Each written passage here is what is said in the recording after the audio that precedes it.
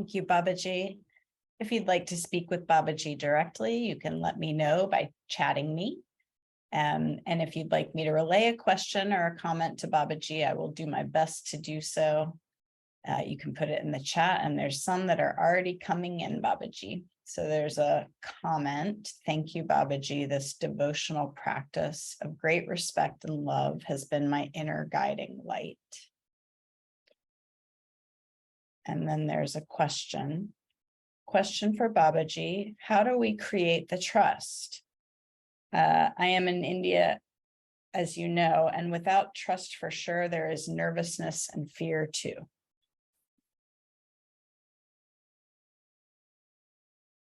How do we create trust? I thought that's what I was speaking about. Look at where is your faith? And how serious are you about it? Faith is not only taking some water and pouring it on a piece of stone and ringing bell and flowers. Those are the rituals. Rituals take us to something that's much deeper. And may we not do everything mechanically. Just because it is done, so I'm doing it. Whatever you do, it has to come from the depth of your heart. So look at your faith. Where have you established your faith? It doesn't need to be in a thing with a form. Even it could be in a formless. How can you establish your faith in formless?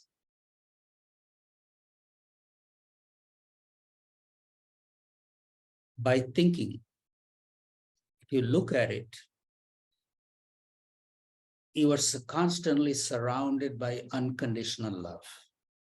You are in the form of 5 elements: earth, water, air, fire, and space. These 5 elements are available to us unconditionally. And if you look at your journey, whatever you have needed from the moment you were born, it has been provided. You came empty-handed in the world. You didn't bring your lifelong supply of oxygen and water. Came empty-handed, totally vulnerable. Whatever you needed was provided. It may not have come through the same instrument that you had expected. If your mother didn't love you, maybe the grandmother was there to give you that unconditional love. If your father didn't love you, maybe the uncle was there or grandpa was somebody. The love did come to you. You needed food from somebody. That person didn't give you, but somebody else gave it to you. So whatever we have needed, it has come to us from one way or the other. And what could be a bigger example of trust? Trust the one who has provided you so far.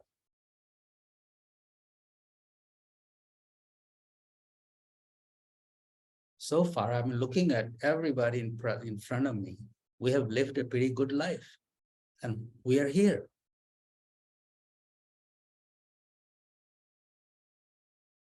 So if we say that I can't trust, I don't know how to trust, because look at your own life. Every day is filled with trust.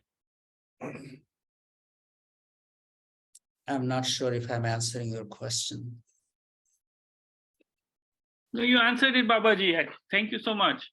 My question is, what is my faith? That is my question. Settle my faith, and then everything else will follow. Thank you.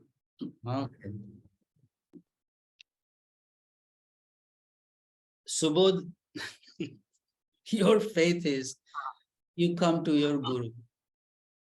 You come to your guru. I'll see you day after tomorrow. I'll tell you. All right. Varanasi awaits you. Come. Okay. Nervous.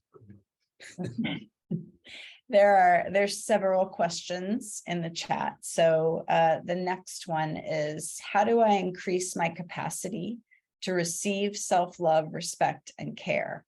When I try to give myself these things, I find there is a part of me that is afraid to receive them. Start very simple. And if you are aware of the teachings from the ashram, the 9 points of daily routine, start there. It's a very, very, very simple things. And if you haven't heard it, I will just go quickly. As soon as you wake up in the morning, just sit in your bed, take 3 nice deep breaths. Start there.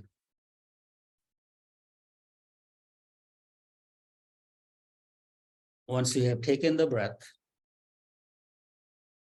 just check which nostril is flowing, right one or left one.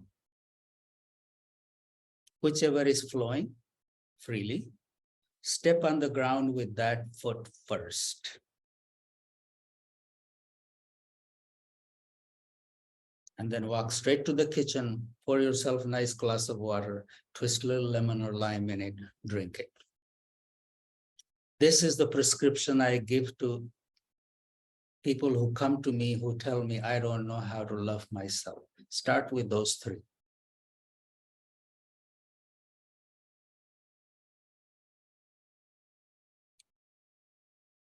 These are very simple steps. These are not, I haven't coined them up. These are old ancient Ayurvedic charya.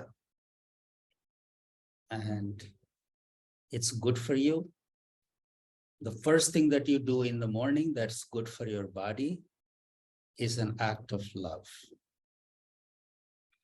When you are checking your nostril, which one is flowing, and honoring that, and taking that foot, putting that foot on the ground first, is an act of, you're sending a message to yourself. I'm listening to you. First one, by taking those 3 deep breaths, I'm being present with you. Second one, I'm listening to you. Third one, drinking the glass of water with a lemon, I care about you. I'm being present with you. I'm listening to you. I care about you. Whether you think about these things or not, you are sending very subtle messages to yourself. And I will just talk about these 3. Just like any child who feels like whose parents were present to him, a child who feels heard, a child who feels was cared for, doesn't throw tantrum. That child is more calm, composed. Same thing with ourselves. So if you have thought about starting something for self-love, these 3 things, I would start with that. And once you have done those 3, then I will tell you the rest 6 later on. Thank you all.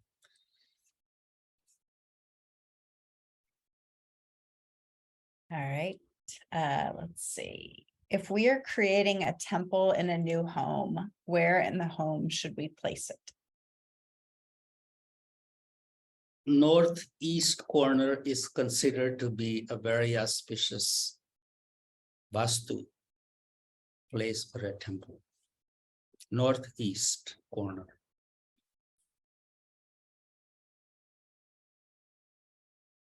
And if it's not northeast, just avoid south. That when you sit in front of your altar, you're not facing south. The ideal is northeast. So as you sit in front of your temple, you are facing east in them. Why? If you look at these Vastu, Vastu is always following the sun. Sun is the source of energy. So south is a little more agitation, north is calm.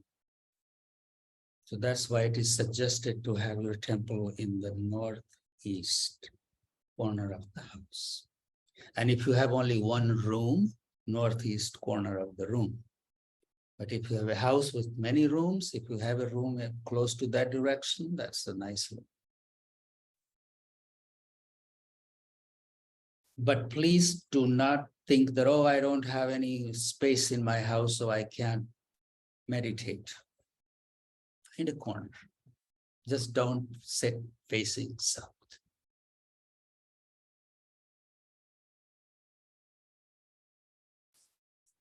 Thank you, Baba. Let's see. How do you balance transforming someone's hurting of your feelings and knowing when to worship yourself and leave?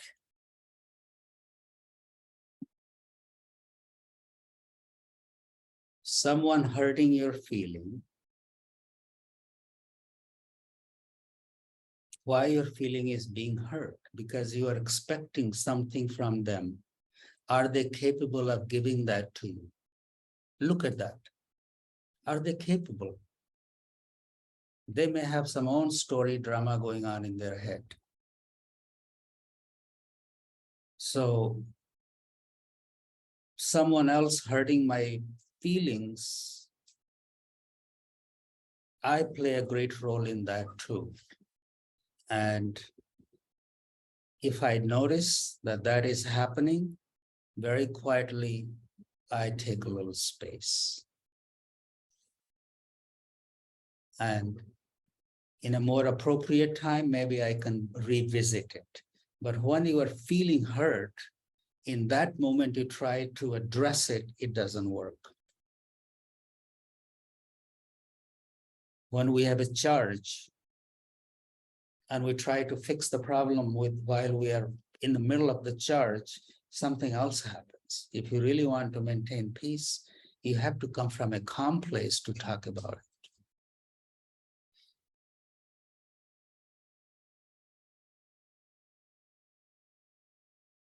So that is worshiping yourself. That don't get into a bigger fight because you are hurt and you are going to set it straight. That's not worshiping yourself. That's worshiping your ego. If you really want to worship yourself, remember, nothing is worth losing your peace.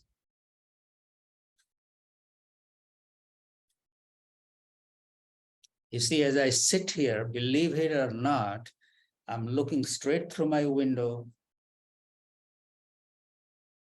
towards the cremation ground where the bodies burn.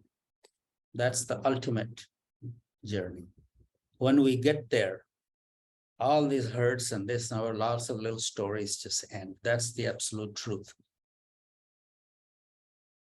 Baba used to say, if you want to be happy, remember two things. Remember God and remember death.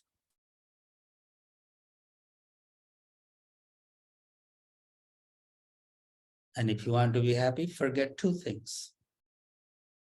Good you have done to the other and the harm that other has done to you.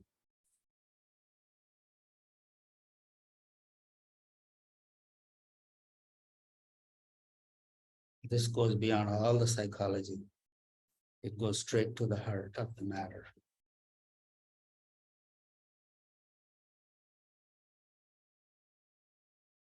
Ah, that was pretty heavy, Shannon, for this crowd. That was beautiful, Babaji. There's actually so many, I can't even count the number of thank yous in the chat. And let's see here. There's one more question, maybe two. Any suggestions for us to do and honor on Lunar Eclipse Day?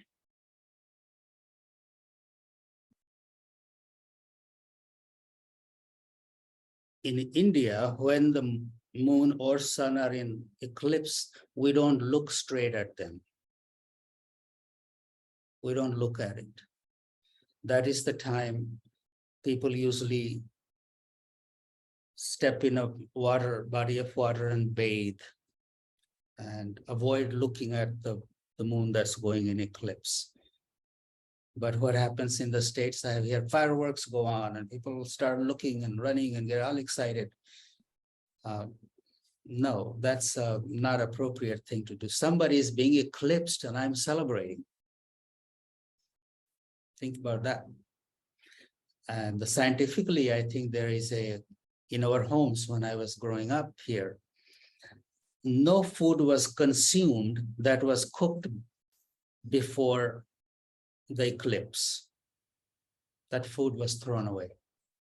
After the moon had gone out of eclipse, new food was cooked and you were eaten. So some kind of rays, some kind of energy comes on the earth at that time that could be a little harmful. So that's why people stay out of that and bathe and do other things. But I can't scientifically prove it, or I haven't read much, so I can't. But that's what people do. Now, how are you going to honor the moon eclipse?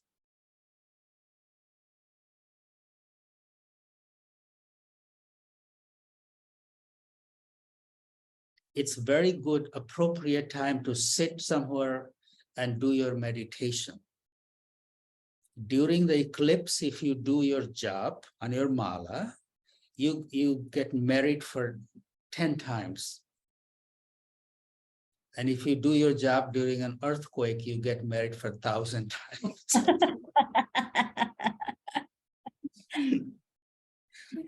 Because you're settled, nothing can disturb you. And if you are able to do one mala during an eclipse, in an earthquake, you get married for 1,000 mala. But during an eclipse, if you do it, you get it 10 times. So sit down somewhere quiet and meditate and send some loving, healing energy towards the moon that's going through eclipse.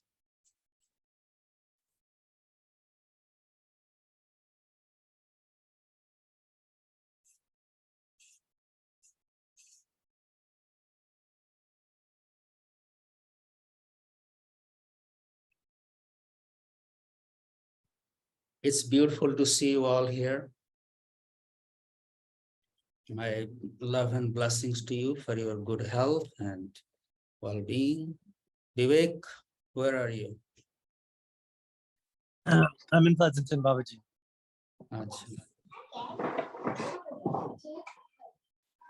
It's nice to see you in Benares. I'm excited that you're able to broadcast in full clarity. It's like you're 10 feet away from me right now. Or if you're in Sonoma or Vipassana, there's no difference. And I can't even believe you're in Varanasi right now. This is the beauty of science, you know, if we It's utilize it for things like this, it's all worth it. But makes me miss Benares quite a bit, hearing you talk about it. oh, you may, it's a real hot and lots of mosquitoes right now. Don't feel.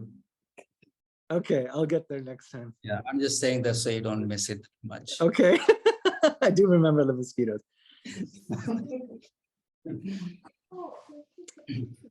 Yes, Benares is very special. It's amazing, amazing.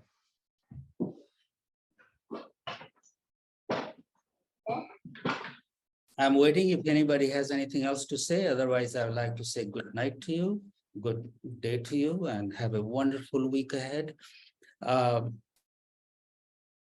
It gets pretty late for me, but I would like to do a Zoom call in the daytime so you could see the ashram, and somebody could even walk around with a iPad.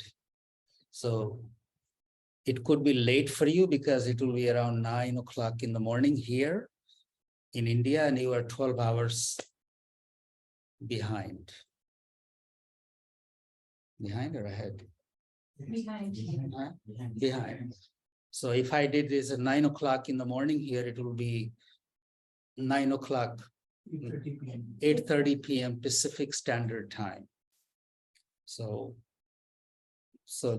just so you know, we'll do one in the daytime. Thank you all for being here. It's so good. I can just see everybody. Damini ji, where are you? Unmute yourself. Yes, I'm in Iowa. Oh, you are in Iowa. Yes, Nice to see. yes, nice to see you.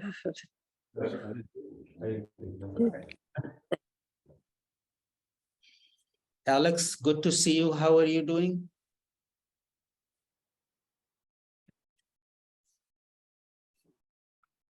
Can you hear me now? I can hear you very well.